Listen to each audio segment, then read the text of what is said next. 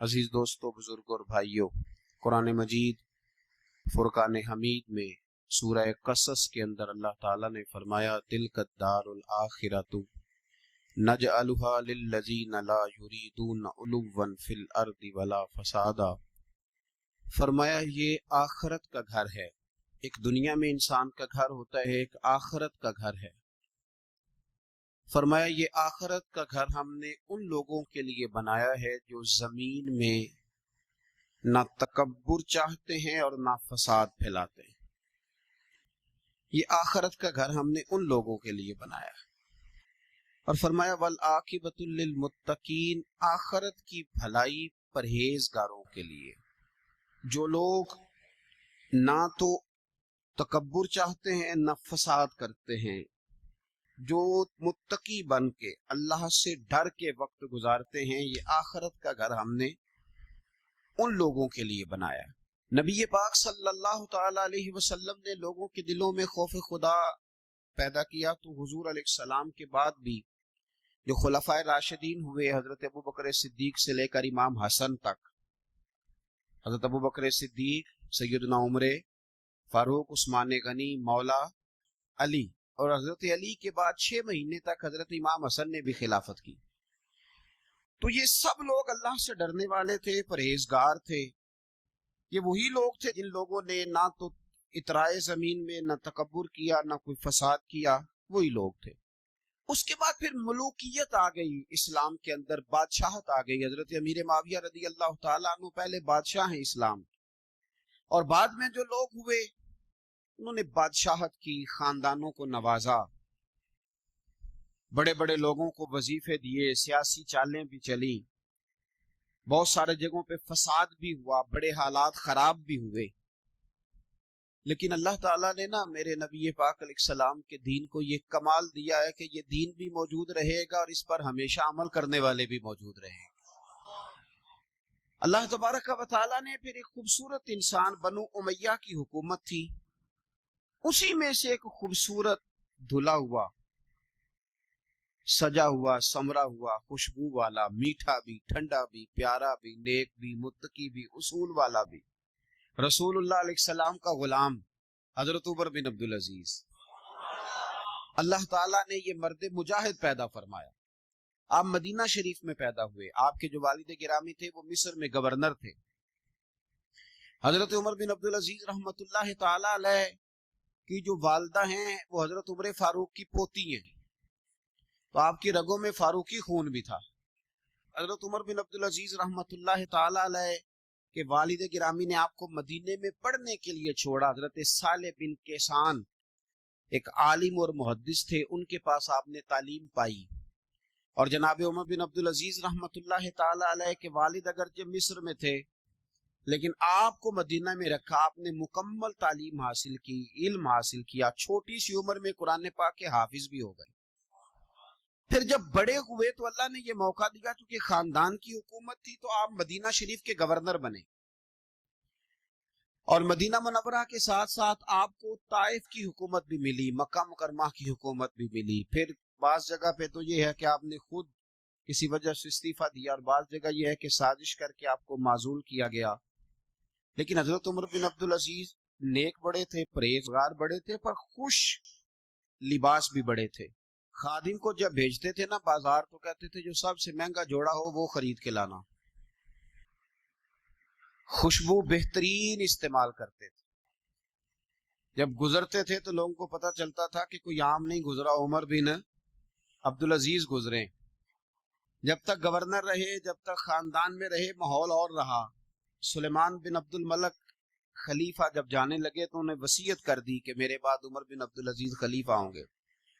یہاں تو لوگوں کو عہدہ ملے تو لوگوں کی کیفیت بدل جاتی ہے نا، لیکن جب حضرت عمر بن عبدالعزیز کا اعلان ہوا تو رونے لگے، ایک کونے میں بیٹھ کے رونے لگے، فرمانے لگے مجھے امید نہیں تھی کہ وہ اتنا بڑا بوجھ میرے کندھوں پہ ڈال کے چلا جائے گا۔ اتنے سارے لوگوں کا بوجھ، اتنے سارے لوگوں کی آزمائش۔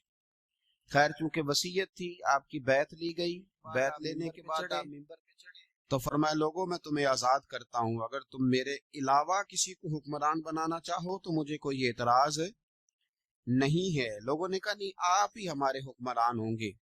حضرت عمر بن عبدالعزیز دنیا اسلام کے اندر ایسی مثال ہیں، اچھی طرح سمجھ لیں کہ جب حالات اب نہیں اب تر ہو گئے تھے، بد نہیں بدترین ہو گئے تھے، اور بڑے بڑے لوگوں نے عجیب ماحول گھڑ لیے تھے، اس ماحول میں آئے، لمبی نہیں 2.5 سال حکومت کی صرف، لیکن لوگوں کو حضرت صدیق اکبر کی یاد آنے لگی، لوگوں کو سیدنا فاروق اعظم کی یاد۔ آپ کی جو بیوی تھی وہ بھی بادشاہ کی بیٹی تھی، بادشاہ کی بیوی بھی بن گئی۔ پہلے دن اپنی بیوی سے کہا کہ اب ہم بن گئے ہیں امیر، اب ہمارے ذمے بہت ساری ذمہ داریاں ہیں، اب حالات اس طرح کے نہیں ہوں گے جس طرح کے پہلے ہوا کرتے تھے، اب تمہیں میرا ساتھ دینا ہے، اپنا سارا زیور دو، میں بیت المال میں جمع کرانا چاہتا ہوں۔ یہ بڑا مشکل کام ہوتا ہے کسی خاتون کے لیے، سارا مال وہاں جمع کرا دیا۔ پہلے دن ہی سارے کپڑے سپڑے حضرت عمر نے اپنے خیرات کر دیے، سادہ لباس پہن لیا، اور بڑی تھوڑی غذا گھر میں آتی تھی، بیت المال سے تھوڑا سا وظیفہ، جائیدادیں ساری دے دی اللہ کے راستے میں، غریبوں میں بانٹ دی۔ ایک دن گھر میں تشریف لائے تو بچیوں نے منہ پہ ہاتھ رکھ لیا۔ حضرت عمر بن عبدالعزیز بات کرتے ہیں تو بیٹیاں منہ چھپا لیتی، پتر کیا بات ہے، میرے منہ سے بدبو آ رہی ہے، منہ چھپاتی ہو؟ تو بچیاں خاموش ہوئی۔ جب دوبارہ پوچھا تو کہنے لگے ابا جی جو آپ خرچہ دیتے ہیں نا اس میں 2 وقت روٹی نہیں پک سکتی۔ اور یارو میں آپ کو وقت کے امیر کی بات سنا رہا ہوں، یہ جو رکھ رکھاؤ میں نے اور آپ نے بنا لیا ہے تو خرچے اتنے بڑھا لیے کہ ہم الجھ گئے، ہم سے پورے نہیں ہوتے۔ لیکن جنہوں نے اولادوں کو سادہ رکھا، حالات قابو میں رکھنے میں کامیاب ہو، بچ گئے۔ میرے نبی کریم صلی اللہ علیہ وسلم نے فرمایا ضرورت کے مطابق جسے اللہ نے روزی دے دی وہ کامیاب ہو گیا، لیکن ہم بہت الجھ گئے، بہت دور نکل گئے۔ بیٹیوں نے منہ میں ہاتھ رکھا، پتر کیا بات ہے ابا جی، اتنے پیسے آپ لاتے ہیں 2 وقت کی روٹی نہیں پک سکتی، تو ہم نے پیاز سے روٹی کھائی ہے، منہ سے بدبو آ رہی ہے، تو اس لیے آپ کے سامنے منہ نہیں کھولا کہ آپ کو کراہت ہوگی۔ تو حضرت عمر بن عبدالعزیز آنکھوں میں آنسو تو آئے پر کہنے لگے یا اللہ تیرا شکر ہے کہ جس جگہ میں اپنی اولاد کو کھڑا کرنا چاہتا تھا میری اولاد وہاں کھڑی ہو گئی ہے۔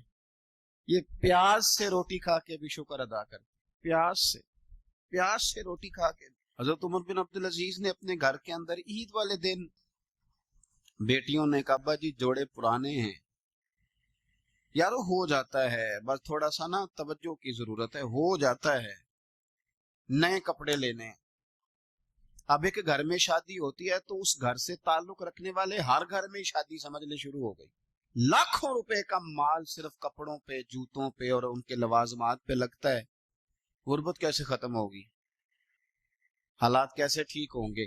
پردیس میں جانے والے واپس کیسے آئیں گے؟ کس طرح یہ ماحول ٹھیک ہوگا جب اخراجات اتنے بڑھا لیے جائیں؟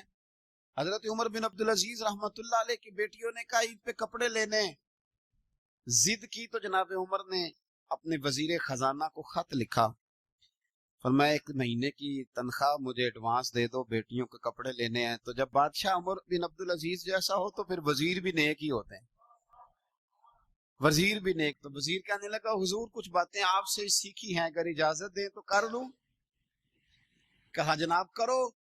کہنے لگے آپ 1 مہینے کی تنخواہ ایڈوانس مانگ رہے ہیں، آپ 1 مہینے تک زندہ رہیں گے؟ یہ آپ سے سیکھی ہوئی باتیں۔ حضرت عمر بن عبدالعزیز کہنے لگے رب تیرا بھلا کرے، تو نے سوئے ہوئے عمر کو پھر سے جگا دیا۔